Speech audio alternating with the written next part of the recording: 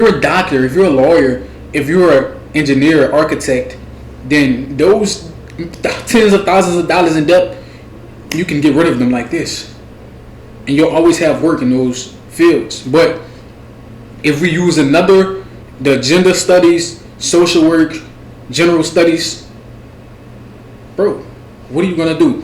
I know a girl who went to college for 4 years. I'm not sure about her financial situation. Was working exactly where I was after I dropped out. So it was down with y'all, man. It's your boy Zell, man. We spend it again and again and again. Come over the top of the not coming against, man. That's all, man. Man, today's topic: college is a scam. Man, college is a scam. No, the reason I say college is a scam is because college is a business. You understand what I'm saying? College is built to get money they are meant to give you money up front, therefore you owe them money in the long term. Easy come, easy go. You see, if you come into the money easily, then it's easy for them to charge you for damn near your whole life. Now, I went to college and I was intelligent enough to know not to accept any loans when given the opportunity. And when I said I don't want any loans, the lady looked at me like, "You sure you don't want loans?" Like I'm crazy. I'm like, "Man, I'm sure. I'm 100% positive I don't want any loans to my name."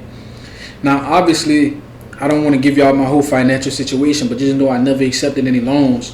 So, and I was doing a good degree, but I didn't finish it simply because of the financials. Yeah, but what I understand, what I know now, something I did not know when I was there.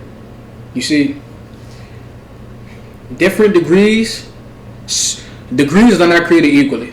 Simply put, layman's terms, degrees are not put equally. Let me get more explicit and more detailed in my analogy of what I mean. All degrees are not made the same. Well, obviously, you get the same amount of depth for any degree you get. Some more than others, I'm sure. So, let's say you got a gender studies or a social work or an art degree. Okay, you still probably had to spend upward of 10,000s of money to get in depth to get those degrees. Now let's compare these to the doctors, the lawyers, the architects, the engineers. Those guys are going to get a lot more return on investment, a lot more bang for their buck for spending money.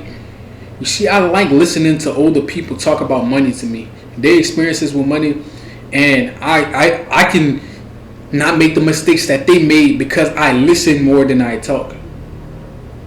So, money.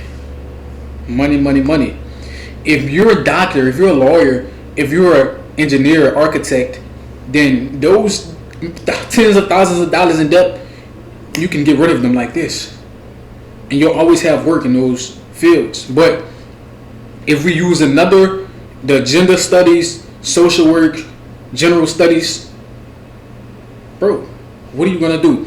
I know a girl who went to college for 4 years. I'm not sure about her financial situation. Was working exactly where I was after I dropped out. I kid you not. I can't make this up. But me being the type of guy I am, a problem solver, a solution-oriented guy, I'm going to give you solutions or alternatives to college that people don't glorify or don't talk about. Well, number one, you have alternative or trade school. You see, I'm currently enrolled in a trade school. I'm not going to tell you which one, but I can tell you that I'm studying electrical engineering. And the electrical engineering jobs that I've seen or been a part of pay way more than the other jobs that I've done, entry-level jobs. My brother's in college. He's a junior now. I'm earning the same amount of money he's making, and I would be considered a sophomore. But my brother's smart. See, he knows the best degrees from the worst ones, and he knows how much depth to take in, and he's already making plans to pay back the money instead of living above his means. That's another problem people have with college.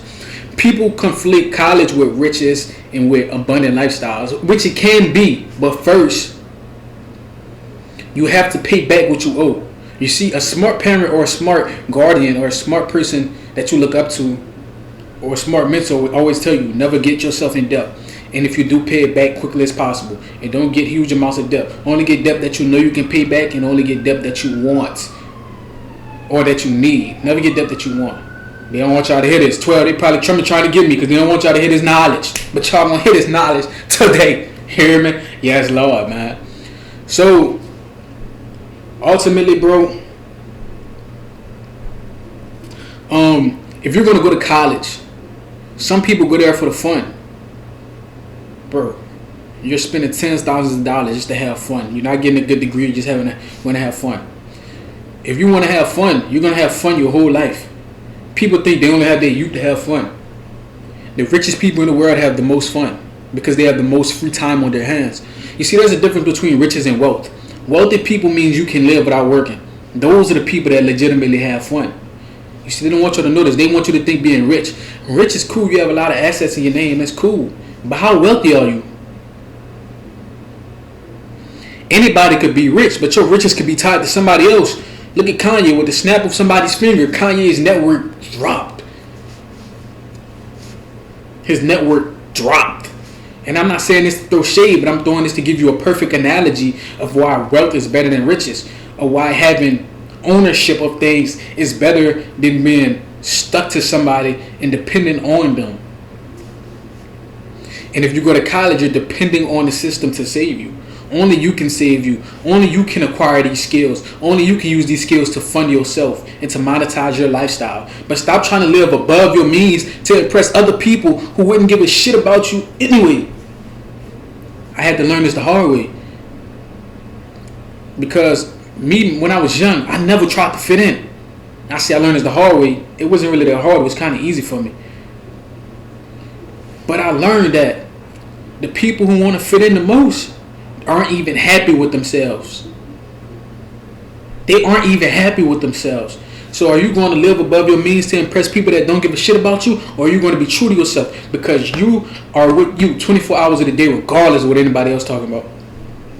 So are you going to live to impress you?